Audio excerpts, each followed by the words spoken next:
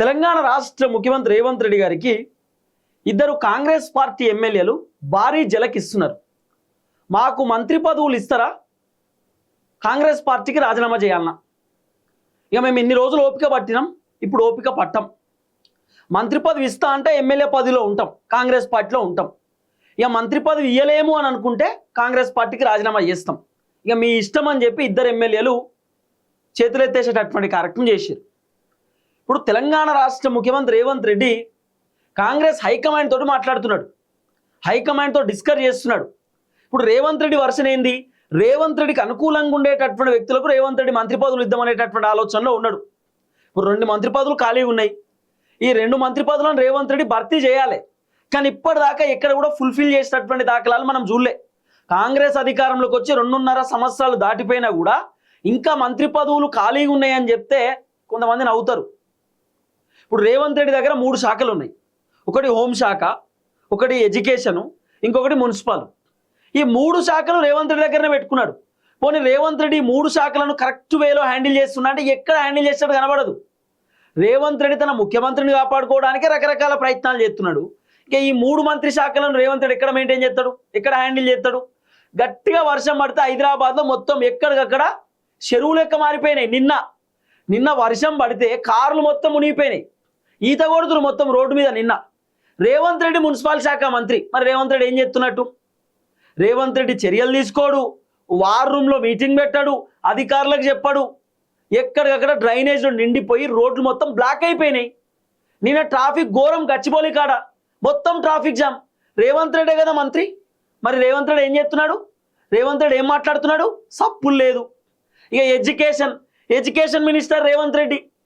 మరి రేవంత్ రెడ్డి దగ్గర ఎడ్యుకేషన్ ఉంటే ఇలా విద్యా పరిస్థితి ఏంది? తెలంగాణ రాష్ట్రంలో స్కూళ్ళు చక్కగా లేవు, పొరగాళ్ళ కూర్చోనికి బెంచీలు లేవు, చదువుకోనికి పుస్తకాలు లేవు, బోర్డుల మీద రాయడానికి చాక్ పీస్లు లేవు, సరైన బువ పెట్టరు గవర్నమెంట్ స్కూల్లో.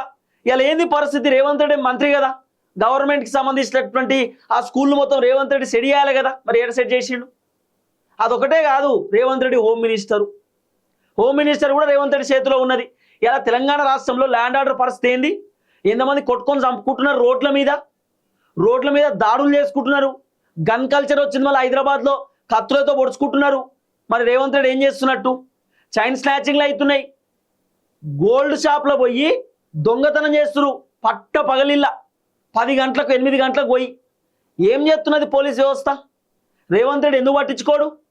ఇప్పుడు ఎమ్మెల్యేలు ఎందుకు రేవంత్ రెడ్డి పైన కోప్పడుతున్నారు ఎరికేనా? రేవంత్ రెడ్డి దగ్గర 3 మంత్రి పదవులు ఉన్నాయి, 3 శాఖలు రేవంత్ రెడ్డి దగ్గరనే పెట్టుకున్నాడు. రేవంత్ రెడ్డి ఏం చేస్తున్నాడు? ఆయన ముఖ్యమంత్రి పదవే చక్కగా నిర్వహిస్తలేడు. రేవంత్ రెడ్డి చక్కగా పరిపాలన చేస్తున్నాడు, అడ్మినిస్ట్రేషన్ రేవంత్ రెడ్డితో అయితలేదు.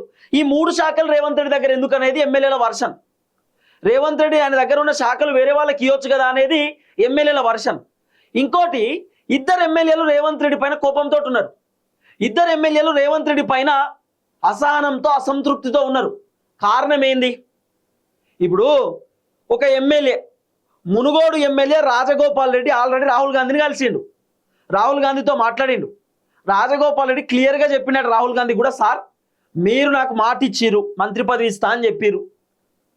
నాకు మంత్రి పదవి ఇవ్వకపోతే నేను పార్టీకి రాజీనామా చేస్తా, నేను ఉండలేను. ఇప్పుడు ఇన్ని సంవత్సరాలు వెయిట్ చేసుకుంటూ వచ్చిన, ఎప్పుడో పార్లమెంట్ ఎన్నికల టైంలో చెప్పిర్రు.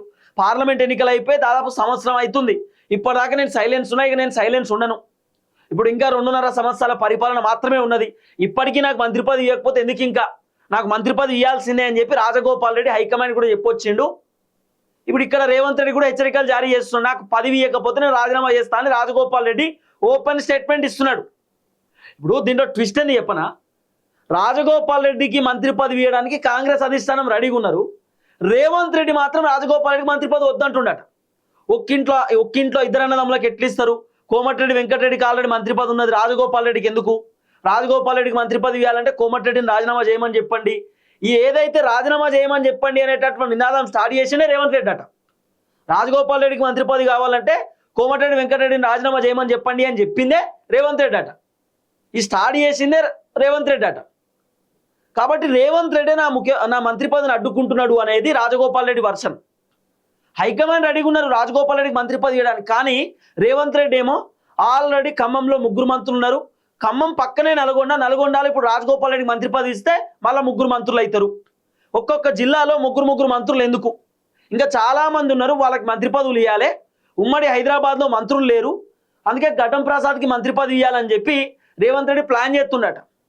రేవంత్ రెడ్డి ఏంటంటే ఆయనకు అనుకూలంగా ఉండేటటువంటి వ్యక్తులకు ఆయన మంత్రి పదవులు ఇచ్చుకుంటాడు, నామినేటెడ్ పదవులు ఇచ్చుకుంటాడు, కార్పొరేషన్ చైర్మన్ పదవులు ఇచ్చుకుంటాడు, ఎమ్మెల్సీ పదవులు ఇచ్చుకుంటాడు. కష్టపడేటటువంటి లీడర్లకు మాత్రం మంత్రి పదవులు రావు, నామినేటెడ్ పదవులు రావు, ఏది రాదు. పొద్దుగాల లేస్తే రేవంత్ రెడ్డికి డప్పు కొట్టాలి, మా రేవంత్ అన్న అని చెప్పి గుండెలు బాదుకోవాలి, మా అన్న అద్భుతం సూపర్ అని చెప్పి రోజు పొద్దుగాల లేస్తే జోకాలి.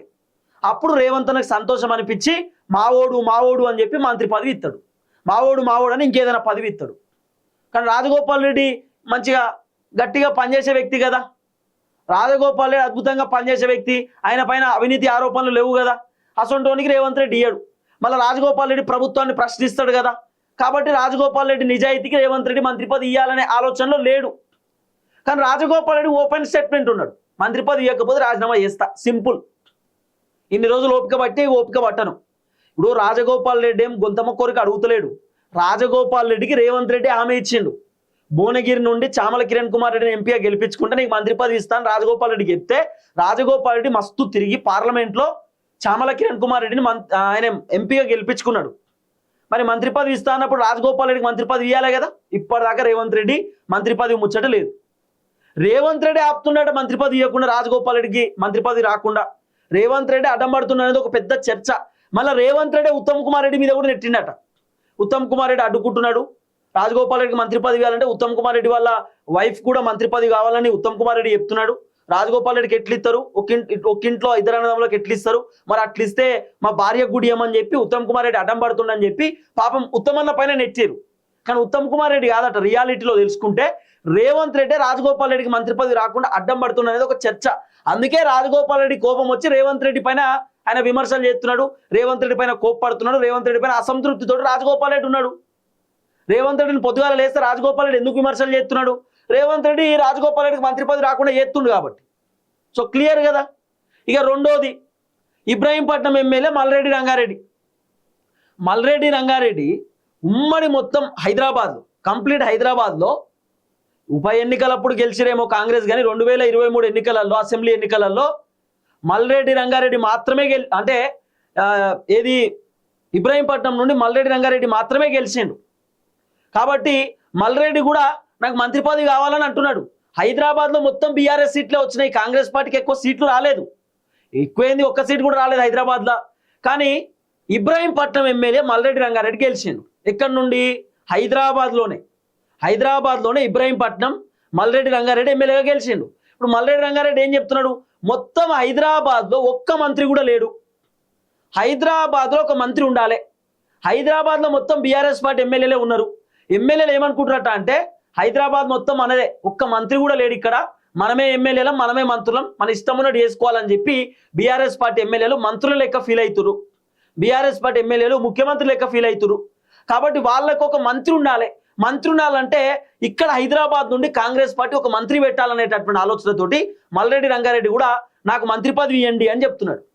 ఒకవేళ నేను రెడ్డిని, మీరు ఓసీకి మంత్రి పదవి ఇయ్యొద్దు అనుకుంటే, ఇయ్యలేము అనుకుంటే నేను కాంగ్రెస్ పార్టీకి రాజీనామా చేస్తా, ఎమ్మెల్యేగా రాజీనామా చేస్తా, ఒక బీసీకి టికెట్ ఇవ్వండి, నేను డబ్బులు ఇచ్చి గెలిపించుకుంటా, లేకపోతే ఒక ఎస్సీ ఎస్టీకి టికెట్ ఇవ్వండి, నేను డబ్బులు పెట్టి గెలిపించుకుంటా, ఆయనకు మంత్రి పదవి ఏమని చెప్పి మల్రెడ్డి రంగారెడ్డి చెప్తున్నటువంటి మాట. ఇప్పుడు మొత్తం హైదరాబాద్లో మొత్తం బీఆర్ఎస్ వాళ్ళు గెలిచారు, కేవలం ఇబ్రాహీంపట్నం ఎమ్మెల్యే మల్రెడ్డి రంగారెడ్డి మాత్రమే కాంగ్రెస్ పార్టీలోకి వెళ్ళి గెలిచిండు. మరి హైదరాబాద్లో ఒక్క మంత్రి పదవి కూడా లేదు కదా. మల్రెడ్డి రంగారెడ్డి అందుకే బాధపడుతున్నాడు, ఒక్క మంత్రి పదవి అయినా హైదరాబాద్లో ఉండాలి, మంత్రులు హైదరాబాద్ నుండి ఉంటే బాగుంటుంది. అప్పుడు బీఆర్ఎస్ గవర్నమెంట్ ఉన్నప్పుడు హైదరాబాద్ నుండి మంత్రులు ఉంటుండే, 2-3 మంత్రులను ఉంటుండే. కానీ ఇప్పుడు కాంగ్రెస్ నుండి ఒక్క మంత్రి కూడా లేడు. కాబట్టి హైదరాబాద్ నుండి నాకు మంత్రి పదవి ఇవ్వండి, ఒకవేళ నాకు ఇవ్వడం ఇష్టం లేకపోతే నేను ఓసీ అనుకుంటే, నేను రెడ్డోని అనుకుంటే ఒక బీసీఓని మంత్రి చేయండి, ఒక బీసీఓనికి టికెట్ ఇవ్వండి, నేను ఇక్కడ ఎమ్మెల్యేగా రాజీనామా చేస్తా, బీసీఓని గెలిపించుకుంటా, ఎస్సీ ఎస్టీకి టికెట్ ఇవ్వండి, ఎస్సీ ఎస్టీలను కూడా గెలిపించుకుంటా, వాళ్ళకి మంత్రి పదవి ఏమని చెప్పి మల్రెడ్డి రంగారెడ్డి అంతా కూడా చెప్తున్నాడు. నేను రాజీనామా చేస్తే అవసరం అంటే అనుకుంటున్నాడు. కానీ మల్రెడ్డి రంగారెడ్డి కూడా సీరియస్గా ఉన్నాడు, ఒకవేళ నాకు మంత్రి పదవి ఇవ్వకపోతే నేను రిజైన్ చేస్తా. ఇది ఇబ్రాహీంపట్నం ఎమ్మెల్యే వర్షన్. రాజగోపాల్ రెడ్డి రేవంత్ రెడ్డి పైన కోపంతో ఉన్నాడు, మల్రెడ్డి రంగారెడ్డి కూడా రేవంత్ రెడ్డి పైన కోపంతో ఉన్నాడు. మంత్రి పదవి లేకపోతే రిజైన్ చేస్తామనేటటువంటి ఆలోచనలో ఉన్నారు. ఆల్రెడీ ఆయన ఓపెన్ స్టేట్మెంట్ ఇచ్చిండు మల్లెడ్డి రంగారెడ్డి, లేదు నాకు మంత్రి పదవి రాకపోతే నేను ఒప్పుకోను, హైదరాబాద్లో ఒక్క మంత్రి లేరు ఏంది ఇది అని చెప్పి మల్లెడ్డి కోప్పడ్డాడు. ఇప్పుడు గడ్డం ప్రసాద్కి మంత్రి పదవి ఇవ్వడానికి రేవంత్ రెడ్డి సిద్ధమవుతున్నాడు. ఇప్పుడు హైదరాబాద్లో మొన్న నవీన్ యాదవ్ గెలిచిండు జూబ్లీ హిల్స్ ఉప ఎన్నికల, సికింద్రాబాద్ కంటోన్మెంట్ నుండి శ్రీ గణేష్ గెలిచిండు.